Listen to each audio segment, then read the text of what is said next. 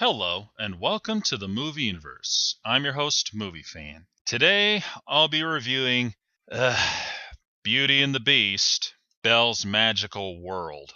If my tone hasn't made it very clear to you already, this one really stinks. If you had issues with Beauty and the Beast, The Enchanted Christmas, after this review, I'm pretty sure you're going to take that back. This is one of those direct-to-video sequels, or actually midquels, as they're calling them now, because it's a story within the main story. Because at this time, I don't know when this is supposed to be, but in a nutshell, the Beast is still the Beast, and Belle is still his prisoner. One description of this movie says that it's a continuance of Beauty and the Beast, and it teaches children to forgive, love, and be kind to one another. Well, I'll tell you this, maybe it was meant to do that, but it certainly failed, that's for sure. Why? Oh, it's quite simple. My friend Alpha and I have the perfect description for this. In fact, a title. We call it Beauty and the Beast, The Petty Arguments, because that is all this movie really is. It is nothing but petty arguments.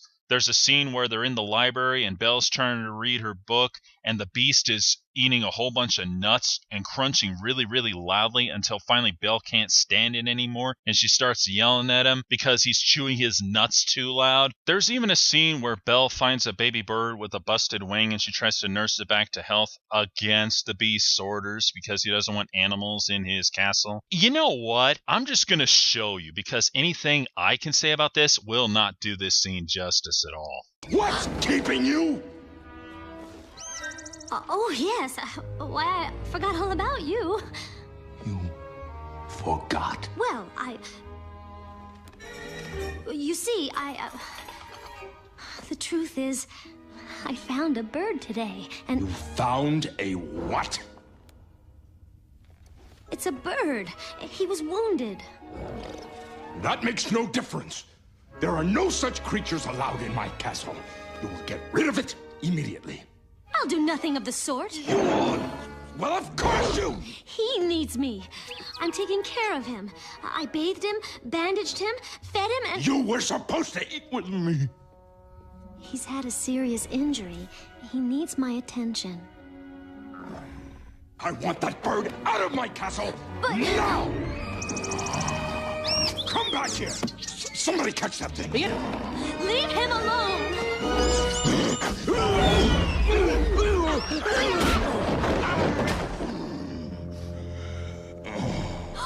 Oh, no!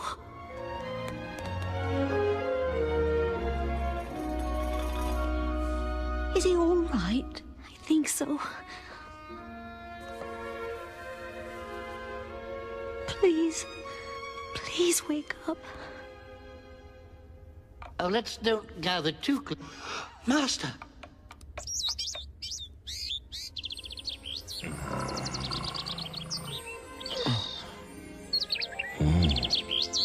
That's beautiful. I was trying to tell you. Such a wonderful sound.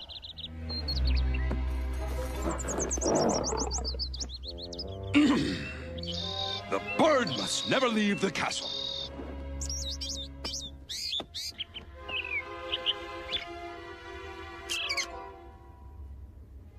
I'll keep him in a cage in the parlor. But he'll be well soon. He's no longer your concern. You can't keep him in a cage. He needs to be free. He is free. To sing for me. I won't let you. It is not Your place to talk that way to me. The bird is mine. I've spoken, and there's no more to be said. I'll be taking lunch in the parlor.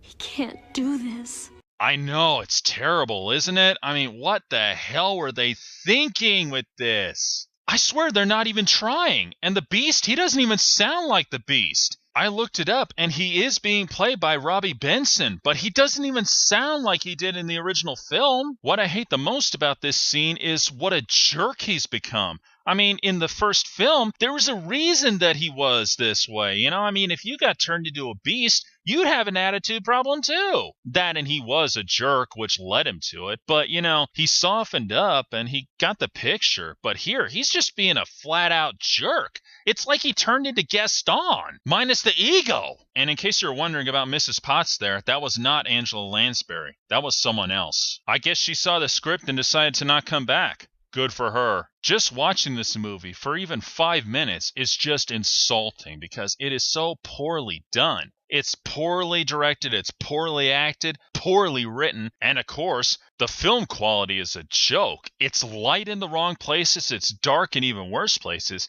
When I first saw this thing, I thought it was a really, really, really, really old, poorly cared for tape. But no, that's actually the way it was made. I mean, this is the kind of film quality that you get out of a tape that's been locked away in a cupboard for about, 20 years and not in the proper conditions, I got a feeling they knew this thing was going to be a piece of crap, so they just slacked off on the film quality altogether. I swear that's what happened.